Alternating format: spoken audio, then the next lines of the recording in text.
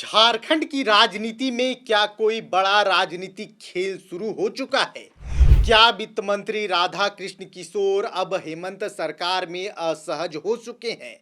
पहले सुरक्षा वापस लौटाना, फिर सरकार के सबसे बड़े कार्यक्रम से दूरी और उसी दिन दिल्ली में कांग्रेस अध्यक्ष मल्लिकार्जुन खड़गे से मुलाकात।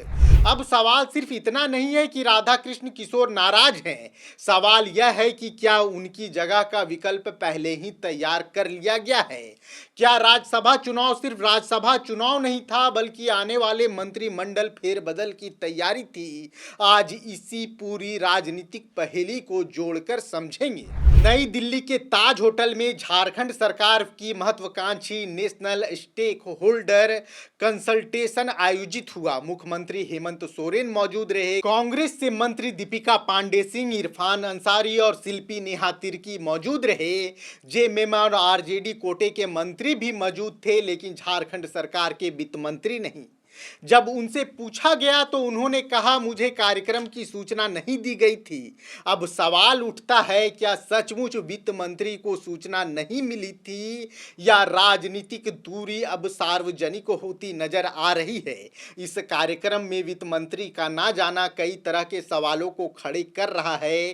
कई तरह की राजनीतिक समीकरण भी निकलकर सामने आ रहे हैं।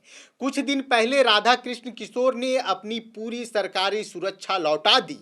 कारण सुरक्षा कर्मियों के लिए अतिरिक्त वाहन नहीं मिलना।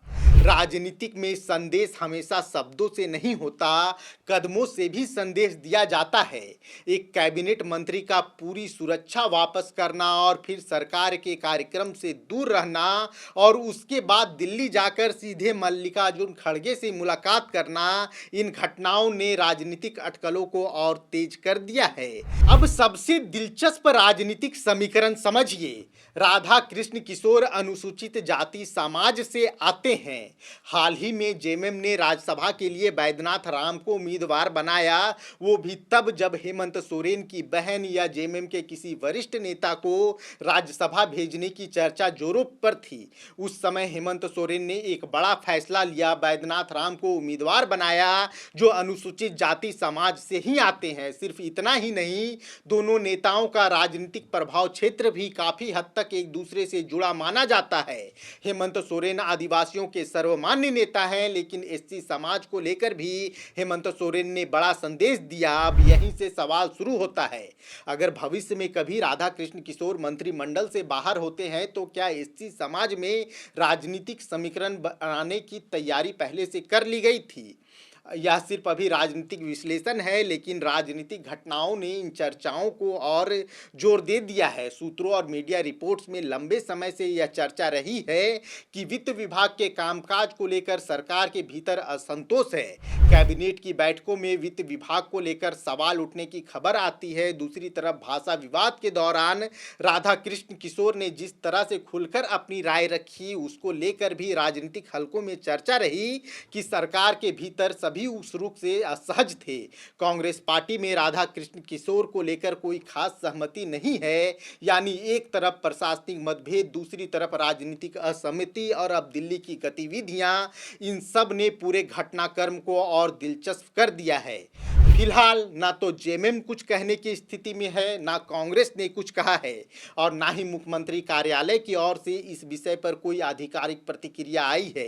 इसलिए यह कहना कि राधा कृष्ण किशोर की विदाई तय है अभी जल्दबाजी होगी, लेकिन यह जरूर कहा जा सकता है कि एक के बाद एक हो रही राजनीतिक घटनाएं सवाल जरूर खड़ा कर रही है। क्या यह सिर्फ संयोग है या झारखंड की राजनीति में किसी बड़े बदलाव की भूमिका लिखी जा रही है?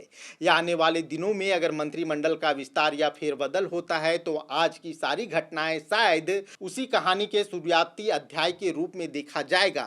हेमंत सोरेन क्या इस कहानी की पटकथा बहुत पहले लिख चुके थे।